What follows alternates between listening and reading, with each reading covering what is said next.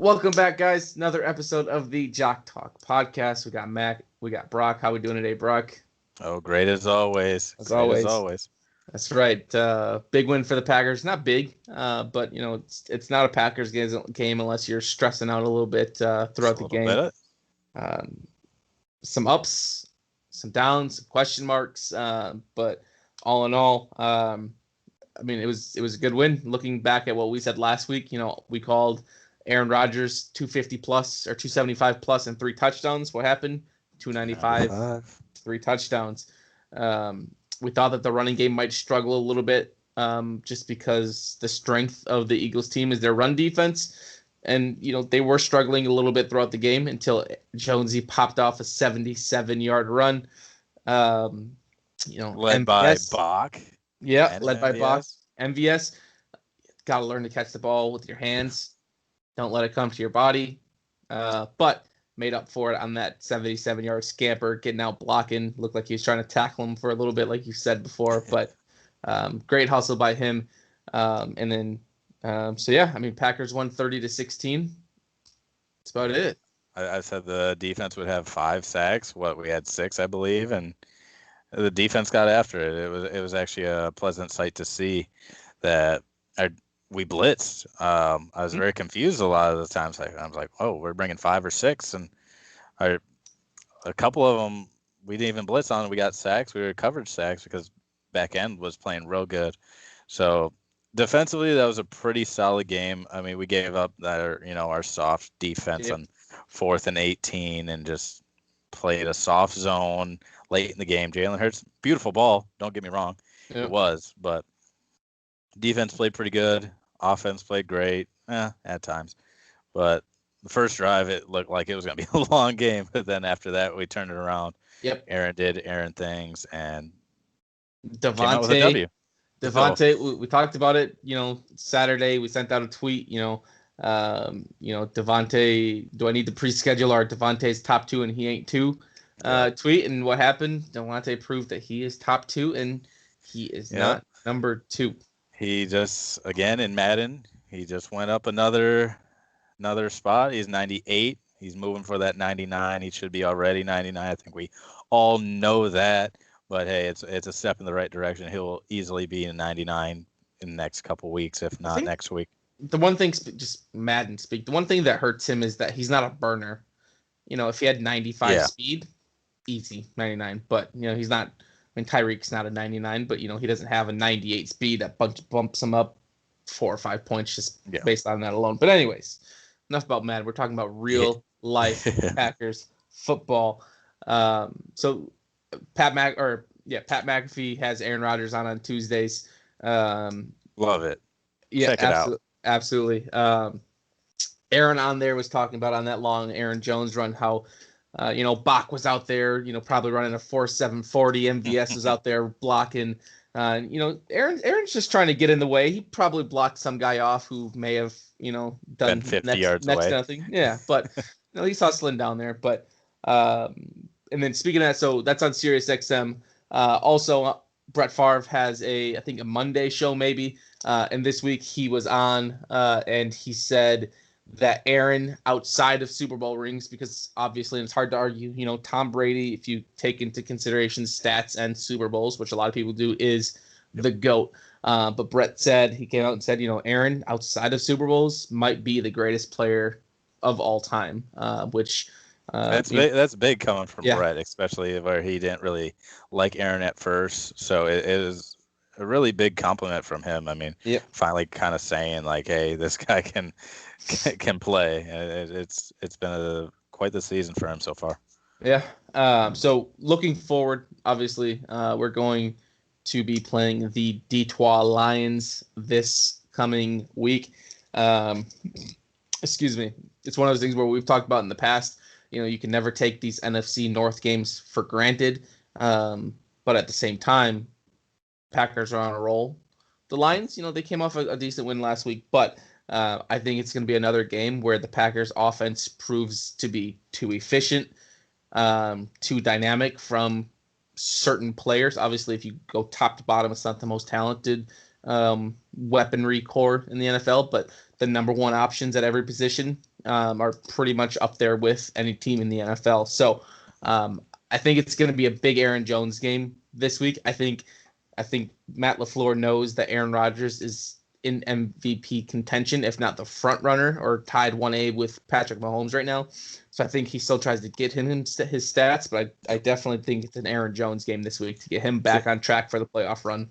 Yeah, see, I had kind of that same mentality thinking about this game. Is I think it could be a pound it out, bleed it out, run the clock, get Aaron Jones, get him some healthy carries. Same with Jamal, but like exactly, you nailed it on the head. I think LaFleur has that all gas, no brake mentality, and for him to know Aaron Rodgers could be on the way to his third MVP, I think this is a team that we can exploit, especially going into the next couple of weeks, playing a couple good defense, a couple good running backs.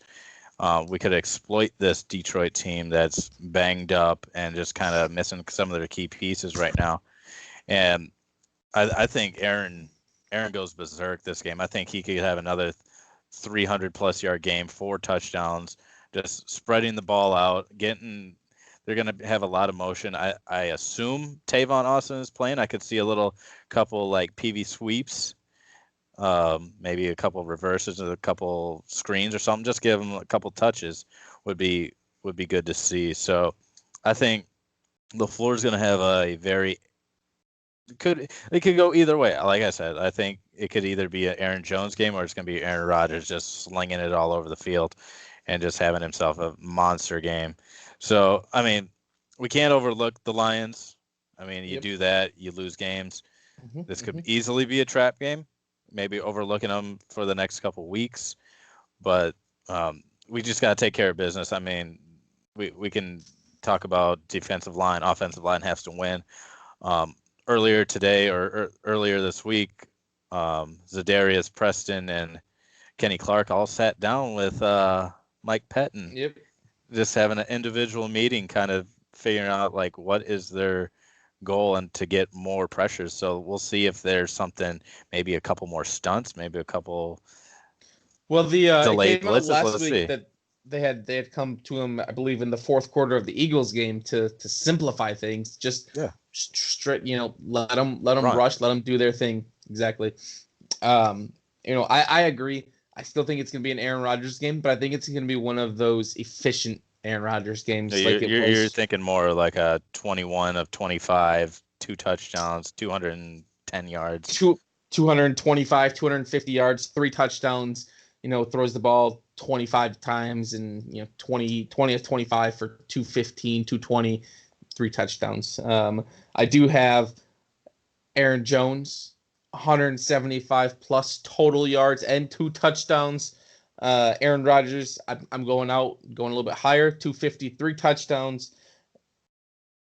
Robert Tonyan, Aaron Jones, Devontae Adams, receiving touchdowns. That is not it. Hold on now. Darnell Savage, another interception. 4 in 5 games. I was gonna say he's played some of his best football these last few weeks, and it's been very good to see. Probably one of the more athletic interceptions we've seen all season. Diving it looked like it was gonna be low anyways, and he just dove straight left and just picked it right out of the air. It's like great hands on that too. Don't downplay that, because I mean that's a lot of athleticism to catch that ball. Catch. Yep, no, so I'm going with the defense again. I think Z's eyeing some big prizes coming his way. He said I think he's close to his career high. I think he sets his career high this season. He has the Packer record for most sacks in 2 seasons with, I believe it is 24. I think he adds on that. Most by a Packer in his first 2 seasons. Yes. So I think it is. I think he's gonna just build on that record. I would say he probably I hope he ends with 30 by the end of this season. That's 6 more sacks. I think our opponents. Yeah, our opponents are quite favorable with the pass rush. So I think and hopefully he keeps the same energy going into this final quarter of the season. Let's hear your score prediction, Brock. Well, I was gonna have it a little lower scoring, but I was like, no, I think we're gonna air it out. Let's see, I got 34-20. I think we give up a little, BS touchdown late, like we always do. It's one of those that makes the game look a little bit closer than it actually was. I think Stafford's a good quarterback. Aaron Rodgers has a lot of respect for him and what he does on the field. It's just it's hard to when you have guys constantly in and out of injury, COVID, and whatnot. Yeah. So they're really and even their running back DeAndre Swift, who's been electric at times, but I think with just the constant revolving door on who's in and who's out for Detroit, just always seems to hurt them. But I think Green Bay does not overlook them. I think they take care of business here. Like I said, 34-20, and with a seemingly easy win for Green Bay, which with a win and a Vikings loss, we will be NFC North champions. I believe they also can clinch a playoff berth with a win and a Cardinals loss. Yes, a Cardinals loss to the Giants. Yes. But it's not out of reach what we saw last week with the Giants. I mean, they played a hell of a game. I mean, they didn't pass the ball well, but their defense played phenomenal against one of the elite quarterbacks in our league, and Russell Wilson, and just pretty much shut him down for 3.5 quarters. He had that little spark late, but it just seemed to be not enough. More on Russ later. If you tune in to our Fantasy 12-pack show. Packers 34, Lions 17. I believe in our defense a little bit more than you, apparently. No, just kidding. But I think it's a good game. I think the Packers... I think they learned from their last game against the Lions and get off to a quick start specifically on defense and don't allow a time-draining first drive. I think the Packers get off to a hot start. And this is the week where Money Mason does not miss an extra point. Oh, that hurt last week. So, but Lions always play us tough. So it's going to be I think it's still going to be a good game. It might seem closer than what the score predicts. It was kind of like last week that, like, we seem to have it in play or like the win in hand, but there's always just seemed like they're 1 or 2 plays away, and then sure enough, one thing we have to do is play special teams. 4 punt return touchdowns in the NFL this year. 2 of them have been given up by the Packers. 2 of them have featured J.K. Scott, proving he may just as well be the most unathletic player in the NFL. Literally, all he has to do is lay down in front of the return man, and he has to at least jump over you and slow him down. But he just looks like a baby deer. All right, Brock. We're going to call it a show for this one. If you guys have not already, take a listen to the Fantasy 12-pack show where we also talk about our locks and upsets of the week. But Brock, tell the folks where they can find us on all the social medias. You can find us on Facebook, Twitter, Instagram, TikTok. You name it, we're there. You'll see it at the beginning. You probably already seen it at the beginning. You'll see it right after this show. It has all of our handles. Search that, follow, comment what you want us to do on our top 5 later. We got a great top 5. You should check it out. It's going to be our top 5 Christmas movies. So tune in, check us out, share us with your mom, dads, grandmas, grandpas, cats, dogs. They all love us. Just show them. Never heard anything more true in my entire life. Thank you. And as always, go Pack, go. Oh, we got to work on that timing. A little off.